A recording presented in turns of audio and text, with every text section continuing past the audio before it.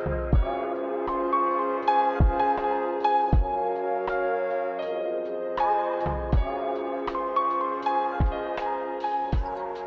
cheesy is this shot? Today I just want to talk about day one of not having caffeine. So overall, today wasn't too bad. I did have a headache pretty much throughout the whole day. Say hi. So I did have a headache throughout the whole day. It wasn't anything like super painful or anything like that, but yeah, I did notice that I was slightly tired. I tried to take a nap, but that didn't really work out. But a little bit of background, a little bit of context here is I started reducing my caffeine consumption about 4 weeks ago. Um, and I was consistently consuming about 600 milligrams every day. And, it was a combination of coffee, energy drinks, energy squirts, those water enhancer things, and also like caffeine pills. So, it would be anywhere between five, six, 700, depending on, what I had to do for the day. I think on the first week, 4 weeks ago when I started it, I went from 600 to like 400, and then the next week I went to 300, and then it was down to 200, and then last week it was 100 milligrams. I didn't want to just do it cold turkey. Uh, I've heard, and I've heard horror stories of just quitting cold turkey, and I think for this experiment, I just kind of want to be a toe dipper, water dipper, water toe dipper. I don't know. Yeah, so my intention for this week is to allow myself, if I need to, 2 days of drinking coffee. So 1 cup per day. So if there's a day where, I just feel like I can't take it anymore, then I will allow myself to drink 1 cup of coffee, and I'll give myself 2 passes this week. But, I might not even use it. But for next week, I'm gonna reduce that down to one, and then the week after that, it'll be zero. And who knows? Like, if I don't need to drink any coffee this week, then I will start this entire week with no coffee, basically. Basically, my intention is to just kind of do a 30 days no caffeine experiment and see what that does to my body. Mainly I'm looking for, how it affects my energy, how it affects my digestive system, just see what it does to my body. I'm sure a lot of people out there learn about how coffee is so good for you. Has so much health benefits, lower risk of certain diseases and whatnot. I believe that for whatever, like as long as I've been drinking coffee, for the past 15 years, I just don't know. Like, I think I've been coming across more information where it just kind of made me think how it was advertised the same way cigarettes were, back 50, 60, 70 years ago, where they said, hey, smoking is perfectly healthy for you. And then, fast forward a few decades later, it's like, oh, well, smoking is not healthy for you. And now, tobacco companies are required to put labels where it's like warnings like, hey, smoking can cause, lung cancer or whatever. So, I'm starting to think, what if, 20, 30 years from now, we learn the same thing about coffee? I don't know. Like, I don't know if coffee is healthy or not healthy for you.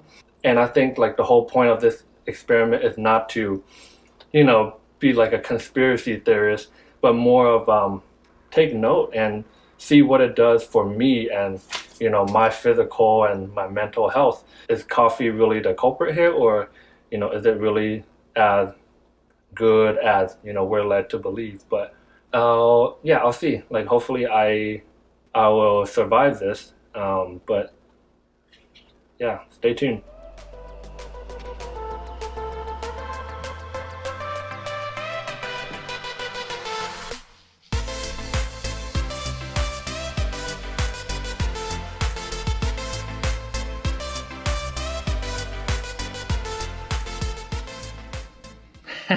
Another cheesy shot. We're almost wrapping up day 4. Today is Wednesday.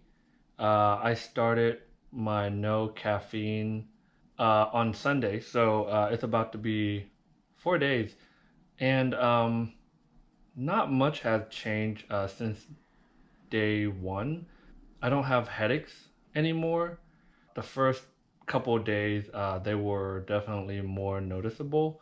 Man, I've definitely noticed that I've been more sleepy throughout the day.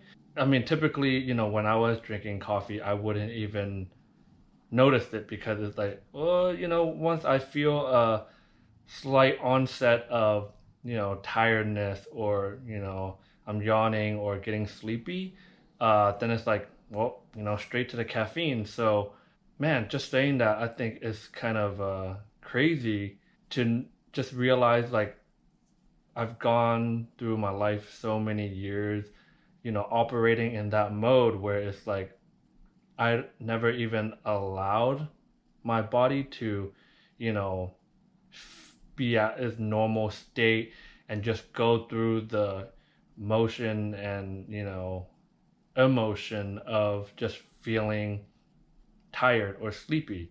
It's always masked with caffeine.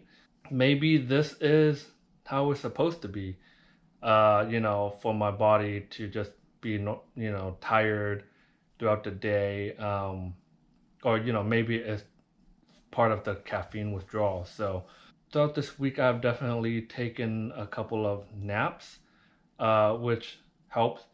I think before, when I started reducing my caffeine consumption 4 weeks ago, I've also incorporated not consume any more caffeine past 6 p.m.